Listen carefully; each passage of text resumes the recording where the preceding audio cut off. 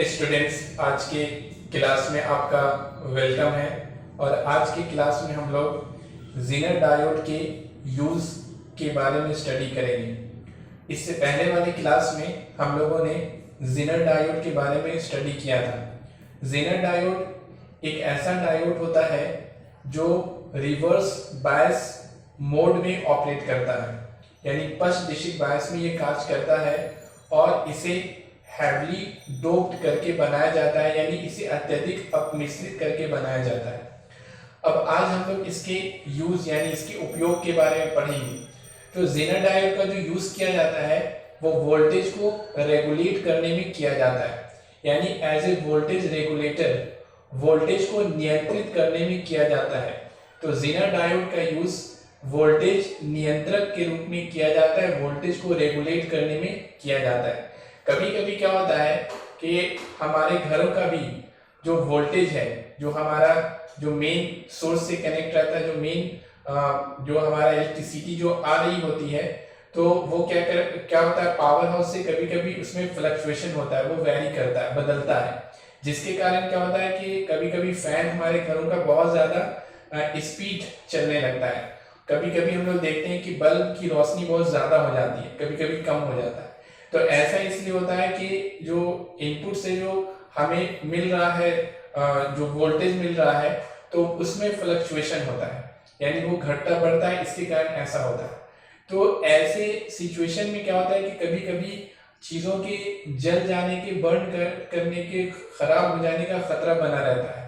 तो इससे बचाने के लिए क्या कर सकते हैं हम लोग कि ज़ीनर डायोड का यूज किया जा सकता है, यानी ज़ीनर डायोड वोल्टेज को रेगुलेट करता है, उसे नियंत्रित करता है, यानी कि वोल्टेज घट रहा हो या बढ़ रहा हो, लेकिन वो जो उसके साथ जो डिवाइस कनेक्ट रहेगा उसको वो क्या करेगा कि कांस्टेंट वोल्टेज प्रोवाइड करता है।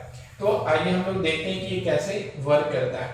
तो यहाँ पर बोर्ड पर आप देख सकते हैं कि यहाँ पर कोई बल्ब है और उस बल्ब का जो मैक्सिमम जो वोल्टेज जिस पर वो वर्क कर सकता है और कार्य कर सकता है वो है 5 वोल्ट। अगर 5 वोल्ट से ज्यादा इसको अगर मिलेगा, यानी इसको वोल्टेज अगर इससे ज्यादा मिलेगा तो ये जल जाएगा, खराब हो जाएगा।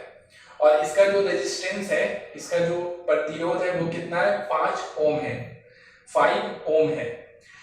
तो यहाँ पर यानी इससे कितना यहाँ ये इस तरह से यहाँ पर एक डिवाइस यहाँ पे लगा हुआ है, सॉरी यहाँ पर एक हम लोगों ने बल्ब लगा दिया है और यहाँ पर इसी को लोड भी कहा जाता है। दूसरे वर्ड में इसको कहते हैं लोड, यानी कि हम कहते हैं घर का बहुत ज्यादा लोड बहुत ज्यादा है, यानी घर में अगर बहुत सारी चीजें लगी हुई हैं, जैसे बल्ब है, फैन है, बहुत सारा चीज लगा हुआ है, फ्रीज है, कूलर है, तो बहुत ज्यादा लोड होता है, यानी बहुत ज्यादा लोड हमारे घर पर है, हमारे घर। तो इससे यहाँ पर हम लोग देख सकते हैं कि इसे लोड भी कहते हैं, इसीलिए हम इसके वोल्टेज को VL से और इसके रेजिस्टेंस को RL से इंडिकेट किया गया। अब देखिए, सपोज दैट कोई डीसी सोर्स है और वो मतलब कि यहाँ से डीसी कोई स्रोत है और उसका जो वोल्टेज वो वेरी कर सकता है, बदल सकता है 2 वोल्ट से 8 वोल्ट तक, यानी कभी कभी ये 2 वोल्ट भी दे सकता है, कभी कभी यहाँ से 3 वोल्ट भी वोल्टेज जा सकता है, कभी 4 वोल्ट भी जा सकता है, कभी 5, 6, 7, 8 तक जा सकता है, यानी ये इसका वोल्टेज 2 वोल्ट से 8 वोल्ट तक बदल सकता है।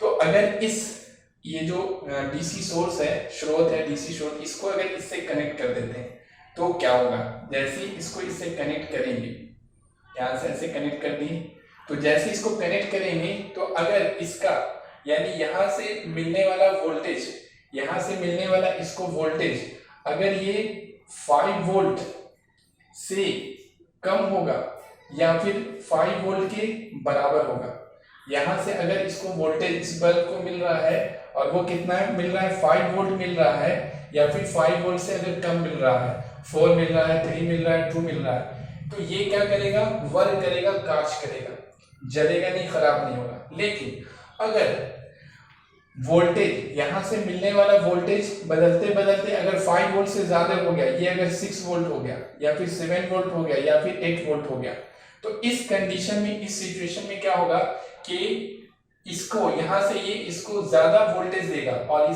ये मैक्सिमम जो इसका अधिकतम जो वोल्टेज इसका होना चाहिए जिसपे ये वर्क करेगा, कार्य करेगा, वो कितना है 5 वोल्ट है।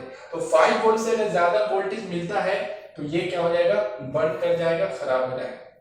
तो ऐसे सिचुएशन, ऐसा स्थिति कभी कभी होता है कि जो इनपुट से वोल्टेज आ रहा है, जो यहाँ से वोल्टेज आ रहा है, तो वो वोल्टेज कभी कभी बदलते रहता है, चेंज करते रहता है। तो इसको इससे बचाने के लिए, यानी अगर इस तरह का सिचुएशन है, स्थिति है कि वोल्टेज अगर बदल रहा है, तो यहाँ पर जो डिवाइस लगा, जो बल्ब लगा, उसको इस तरह से अगर हमें बचाना है जलने से, खराब होने से, तो क्या किया जाता है कि यहाँ पर एक जीनर डायोड को कनेक्ट कर दिया जाता है। जीनर डायोड वोल्टेज को रेगुलेट करता है, उसे नियंत्रित करता है और इसे खराब होने से क्या करता है, बचाता है। तो हम देखते हैं कि कैसे होगा। तो इसके लिए क्या करेंगे कि सबसे पहले यहाँ पर इसके साथ क्या करेंगे कि एक वोल्टेज यहाँ पर एक जोड़ दिया जाएगा, इसके साथ एक जीनर डायोड को जोड़ेंगे। तो जीनर डायोड के बारे में हम लोग क्या जानते हैं कि जीनर डायोड जो वर्क करता है वो करता है किसमें, रिवर्स बायस में करता है, यानी पश्च दिशा बायस में करता है। तो यहाँ पर एक जीनर डायोड लगा देते हैं। जीनर डायोड का ये सिंबल है और ये इसका P होता है और इसका इधर N होता है।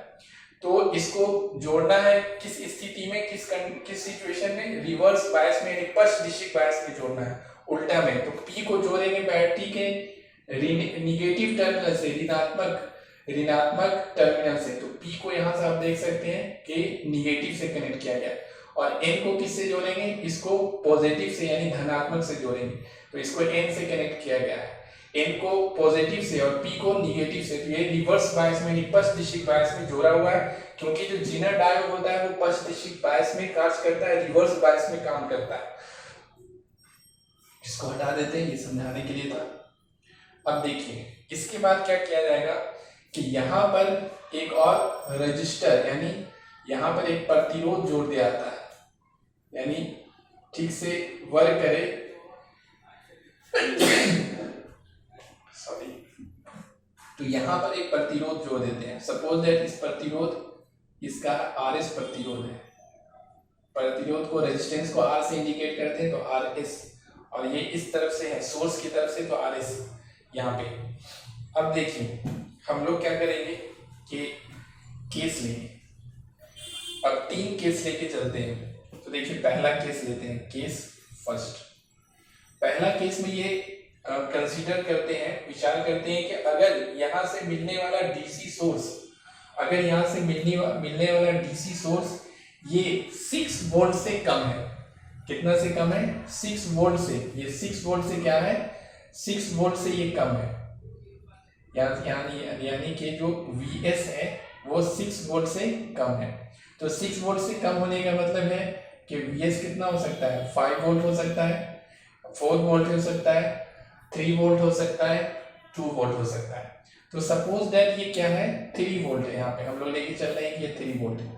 तो अगर यहाँ पर से 3 वोल्ट वोल्टेज अगर मिल रहा है, यहाँ से 3 वोल्ट का वोल्टेज अगर मिल रहा है इस तरफ, इन सबको, तो यहाँ से मिलने वाला वोल्टेज कुछ यहाँ पर क्या होगा, ड्रॉप होगा। ड्रॉप का मतलब है कि यहाँ पर कुछ वोल्टेज खर्च हो जाएगा, क्योंकि जैसे ही वोल्टेज देंगे तो यहाँ से करंट फ्लो करने देगा। सपोज दैट करंट फ्लो कर रहा है, उसको हम लोग इंडिकेट करेंगे IS। तो जब यहाँ पर 3 वोल्ट का वोल्टेज दिया जाएगा तो ये करंट कितना फ्लो करेगा, ये करंट फ्लो करेगा, ये करंट उस समय फ्लो करेगा 0.5 एम्पियर फ्लो करेगा।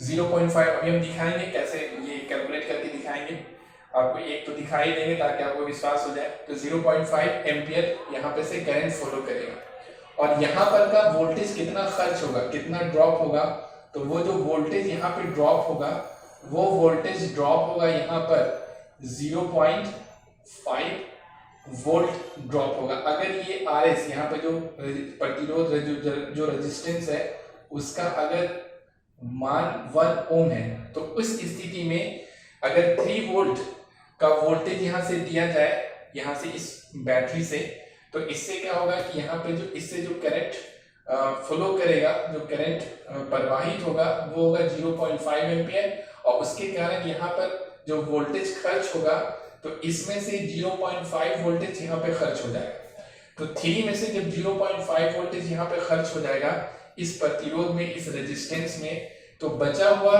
वोल्टेज वो यहाँ पर खर्च होगा। तो यहाँ से यहाँ यानी इन दोनों के बीच, यानी इसमें जो वोल्टेज खर्च होगा तो 0.5 तो यहाँ खर्च हो गया, और यहाँ 3 वोल्ट था, 3 वोल्ट में से इतना ड्रॉप हो गया, खर्च हो गया, तो बचेगा कितना? तो 3 में से इसको सब्ट्रैक्ट करेंगे, घटाएंगे, तो हमें कितना मिलेगा? 2.5 वोल्ट मिलेगा। 2.5 वोल्ट का वोल्टेज यहाँ पर हमें मिलेगा इन दोनों टर्मिनल के बीच में। अब देखिए, तो इस सिचुएशन में क्या होगा, अगर यहाँ पे 2.5 वोल्ट वोल्टेज मिलता है तो ये ज़ीनर डायोड ब्रेक डाउन नहीं हो पाएगा, यानी कि भंजन नहीं हो पाएगा, क्योंकि इसके लिए, यानी इसका हम लोगों ने वोल्टेज क्या मान के चले हैं, सपोज दैट अगर इसका, इस ज़ीनर डायोड का वोल्टेज है अगर 5 वोल्ट, समझिए इसका भी 5 वोल्ट था, इसीलिए इसको भी इस तरह से बनाया गया है कि इसका भी जो ज़ीनर वोल्टेज है यानी ब्रेक डाउन वोल्टेज है वो कितना है? 5 वोल्ट है। तो इस स्थिति में अगर 3 वोल्ट दिया जाएगा तो 0.5 वोल्ट यहाँ पे खर्च हो जाएगा, और बचा हुआ जो वोल्टेज है वो यहाँ पे इन दोनों के क्रॉस खर्च होगा, तो ये कितना है? 2.5 है, ड्रॉप होगा, यहाँ पे ड्रॉप होगा। तो यहाँ पर लोग देख सकते हैं कि 2.5 वोल्ट मिल रहा है, यहाँ के बीच में 2.5 मिल रहा है, और इसका जो ब्रेक डाउन वोल्टेज होना चाहिए वो कितना होना चाहिए? 5 वोल्ट होना चाहिए। तो इसका मतलब ये ब्रेक डाउन नहीं करेगा। ब्रेक डाउन करने के लिए वोल्टेज कितना चाहिए? भंजन होने के लिए, ज़ीनर भंजन होने के लिए वोल्टेज चाहिए 5 वोल्ट, और मिल कितना रहा है? 2.5 कम मिल रहा है, तो ये ब्रेक डाउन नहीं होगा। तो जब ब्रेक डाउन ये नहीं करेगा तो इस तरफ ज़ीनर डायोड में जो करंट फ्लो करेगा वो बहुत कम फ्लो करेगा। यहाँ पे हम देख सकते हैं ग्राफ में कि अगर ज़ीनर डायोड का वोल्टेज -1 वोल्ट है तो करंट यहाँ पर है, -2 वोल्ट है तो करंट का वैल्यू यहाँ पर है, -3 पे यहाँ पे, -4 पे यहाँ पे है, समझे? यानी कि -2.5 कहाँ पर होगा? यहाँ पर होगा। तो यहाँ पर ये बहुत कम है, माइक्रो एम्पियर में बहुत कम करंट फ्लो करेगा। तो बहुत कम करंट फ्लो करने के कारण इधर क्या मान लिया जाएगा कि ये माना जाएगा कि इधर कोई करंट फ्लो नहीं कर रहा, इधर कोई करंट नहीं जा रहा इस तरफ। इस स्थिति में बहुत वास्तव में रियल में कुछ करंट फ्लो करता है, लेकिन हम लोग यहाँ पे इतना कम फ्लो करता है माइक्रो एम्पियर में कि सपोज दैट इधर कोई करंट फ्लो नहीं कर रहा। तो ये सारा करंट, ये जो सारा करंट आ रहा है 0.5 एम्पियर, वो किधर पास कर जाएगा? वो सब इधर पास कर जाएगा इस तरीके से। तो इस करंट के पास करने से, यानी इस करंट के पास करने से यहाँ पर क्या होगा? ये वर्क करेगा, क्योंकि मैक्सिमम वोल्टेज ये कितना बर्दाश्त कर सकता है? 5 वोल्ट बर्दाश्त कर सकता है। वोल्टेज कितना मिल रहा है? 2.5 वोल्ट मिल रहा है, इसलिए यहाँ पे क्या करेगा? वर्क करेगा। अगर करंट के फॉर्म में देखेंगे कि इससे मैक्सिमम करंट कितना पास करना चाहिए, कितना धारा इससे बहना चाहिए ताकि ये खराब नहीं हो, तो वो भी हम लोग यहाँ से निकाल सकते हैं, क्योंकि ओम का नियम, ओम्स लॉ क्या होता है? ओम्स लॉ होता है V इक्वल टू होता है I R होता है। तो इस स्थिति में हो जाएगा VL इक्वल टू हो जाएगा, अगर इधर जो करंट आ रहा है इस तरफ के करंट को अगर हम लोग मान लेते हैं IL, ये हो जाएगा IL और RL हो जाएगा। तो इसको इधर लेके आएंगे तो VL बाई RL बराबर हो जाएगा IL।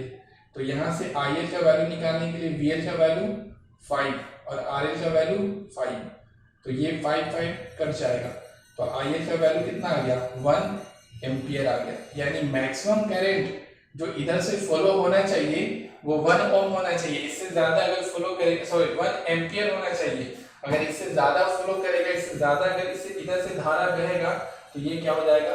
खराब हो जाएगा, बर्न हो जाएगा। लेकिन अभी तो अभी कितना फॉलो हो रहा है? अभी कितना इधर से बह रहा है? इधर से 0.5 एम्पियर जो धारा इधर से आएगा वो इधर से बह रहा है, इधर कोई धारा नहीं जा रहा है क्योंकि अभी ब्रेक डाउन नहीं हुआ है। ये पहला केस हो गया। अगर आप ये कहेंगे कि कैसे इतना फ्लो करेगा, तो आप यहाँ से जो फॉर्मूला है केवीएल का उसको लगा के आप निकाल सकते हैं। किरचॉफ वोल्टेज लॉ का जो फॉर्मूला है उसके हिसाब से यहाँ पे क्या हो जाएगा? 3 वोल्ट इक्वल टू हो जाएगा, ये करंट इधर से जा रहा है तो ये हो जाएगा IS RS, ये हो जाएगा IS इंटू RS प्लस ये करंट इधर से जा रहा है, इधर कोई करंट नहीं जा रहा है, तो ये जो करंट है IS और IL दोनों आपस में क्या होगा? बराबर होगा। यही करंट इधर भी बहेगा, तो यहाँ पे हो जाएगा IS और RL हो जाएगा। करंट इंटू रेजिस्टेंस RL हो जाएगा। एक करके दिखा देते हैं। तो यहाँ से IS को कॉमन लेंगे तो ये हो जाएगा RS प्लस RL हो जाएगा। तो यहाँ से 3 वोल्ट बाई इसको इधर लेके आएंगे तो RS plus RL equal to हो जाएगा IS। तो यहाँ से वैल्यू रखेंगे 3 वोल्ट हो गया। RS का वैल्यू कितना है 1 है प्लस और RL का वैल्यू कितना है 5 है तो 5। तो यहाँ से हो गया 3/6 तो 1/2 तो ये हो गया 0.5। एक मिनट।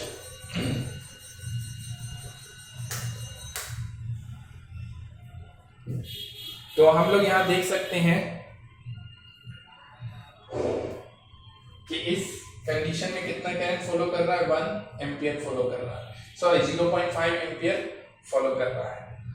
अब हम लोग सेकेंड केस देखते हैं। तो फर्स्ट हो गया Vs equal to 0 Vs less than 6 volt है।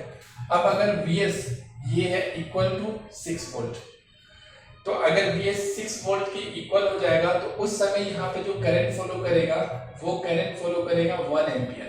आप इसी तरह से कैलकुलेट कर सकते हैं। और वोल्टेज कितना ड्रॉप होगा तो ये वोल्टेज ड्रॉप होगा 1 वोल्ट यहाँ पे, और यहाँ पे हम लोग कितना दे रहे हैं 6 वोल्ट दे रहे हैं। तो इस स्थिति में इस कंडीशन में क्या होगा कि जब 6 वोल्ट यहाँ पे देंगे तो 1 वोल्ट यहाँ पे ड्रॉप कर जाएगा। 1 वोल्टेज इस 6 वोल्टेज का 1 वोल्टेज यहाँ पे खर्च कर हो जाएगा। तो बचा हुआ वोल्टेज यहाँ पे कितना होगा तो 6 में से 1 घटाएंगे तो यहाँ पे 5 वोल्ट होगा। तो 5 वोल्ट होने के कारण क्या होगा यहाँ के बीच का वोल्टेज कितना मिल गया 5 वोल्ट। और जीनर ब्रेक डाउन के लिए कितना वोल्टेज चाहिए 5 वोल्ट। तो 5 वोल्ट जैसे ही मिलेगा तो ये क्या हो जाएगा ब्रेक डाउन करेगा। ब्रेक डाउन का मतलब जेनर ब्रेक डाउन होगा, जेनर भंजन होगा, जेनर भंजन की घटना होगा। तो जैसे ये घटना होगा तो ये जस्ट घटित होगा, यानी कि जैसे ही इसको मिलेगा तो ये जस्ट ब्रेक डाउन होगा। तो यहाँ पे हम लोग देख सकते हैं कि इस स्थिति में भी मान लेते हैं कि करंट यहाँ पे अभी तुरंत इसका जो है ब्रेक डाउन हुआ है। तो करंट यहाँ पे यानी अभी भी निग्लिजिबल करंट है, तुरंत हुआ है, माने कि सडनली हुआ है तुरंत अभी। तो इस कंडीशन में भी क्या होगा कि सपोज दैट ये सारा करंट क्या हो जाएगा इस तरफ पास कर जाएगा, इधर कोई करंट पास नहीं करेगा, मतलब बहुत निग्लिजिबल होगा। तो बहुत निग्लिजिबल होगा तो ना के बराबर हम लोग मान लेते हैं।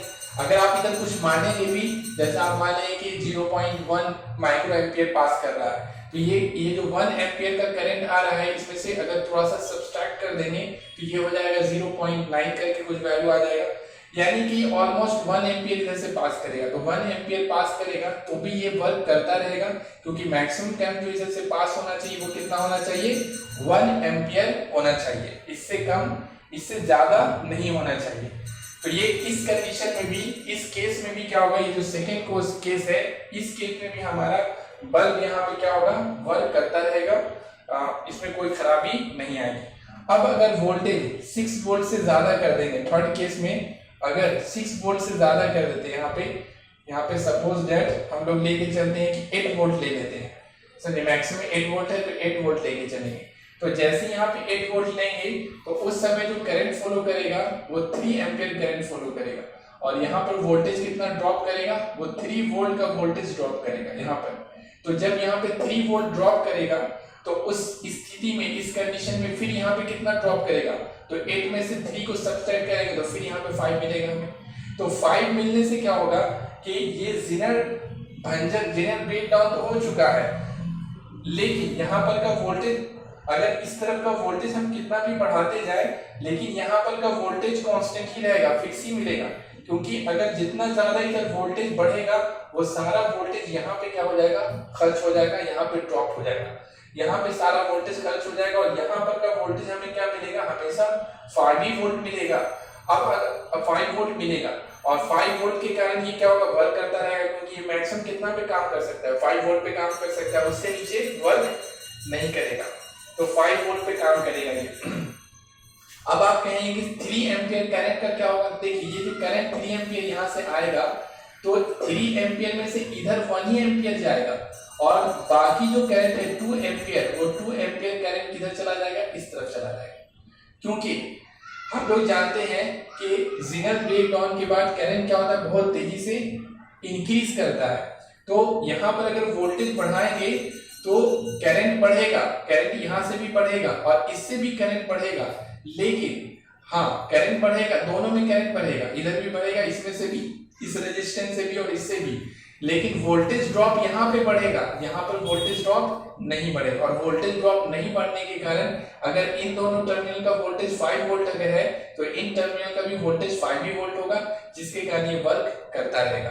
तो अगर वोल्टेज को बढ़ाया जाता है तो ज़ेनर डायोड का वोल्टेज बढ़ता नहीं है, कांस्टेंट रहता है। यहाँ पे भी हम लोग ग्राफ में देख सकते हैं वोल्टेज कांस्टेंट है, बढ़ नहीं रहा है, लेकिन करंट बढ़ता जा रहा है। तो यहाँ पर करंट बढ़ता है तो इसका रेजिस्टेंस घट जाता है, करंट बढ़ता है तो रेजिस्टेंस क्या होता है, घट जाता है। दोनों का मल्टीपल फिर कितना आता है, 5 वोल्ट आता है, क्योंकि फॉर्मूला क्या होता है, V इक्वल टू क्या होता है, IR होता है, इस तरह से।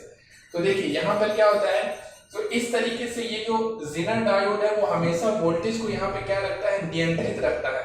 यहाँ पर का वोल्टेज 5 वोल्ट से बढ़ने नहीं देता है, सारा वोल्टेज यहाँ पे ड्रॉप हो जाता है। करंट जरूर इधर बढ़ता है लेकिन वोल्टेज यहाँ पे बढ़ने नहीं देता है। जो करंट बढ़ता है इस तरफ, वो इसका रेजिस्टेंस उस समय घटता है, करंट बढ़ता है रेजिस्टेंस घटता है। करंट अगर घटेगा तो रेजिस्टेंस क्या होता है, बढ़ता है। इस स्थिति में ज़ेनर डायोड की स्थिति में तो इस तरह से ये क्या होता है कि वोल्टेज को यहाँ बढ़ाया जाए या घटाया जाए, यहाँ पर का वोल्टेज क्या होता है, कांस्टेंट होता है in the breakdown region के बाद आप वोल्टेज को बढ़ा दें, 8 वोल्ट ले लें, 9 वोल्ट ले लें, 7 वोल्ट ले लें, लेकिन यहाँ पर का वोल्टेज कितना मिलेगा, 5 वोल्ट मिलेगा। जो एक्स्ट्रा वोल्टेज होगा वो सब यहाँ पे ड्रॉप कर जाएगा। जैसे 8 वोल्ट लिए तो 3 वोल्ट यहाँ पे खर्च हो गया और बाकी यहाँ पे 5 ही वोल्ट मिलेगा।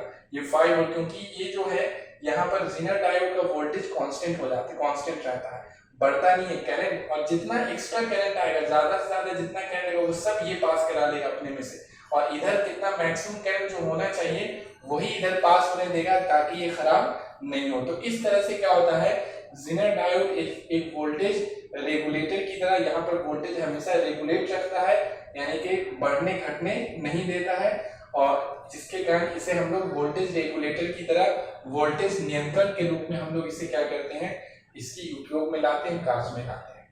तो ये था हमारा आज का topic, voltage regulator, Zener diode as a voltage regulator.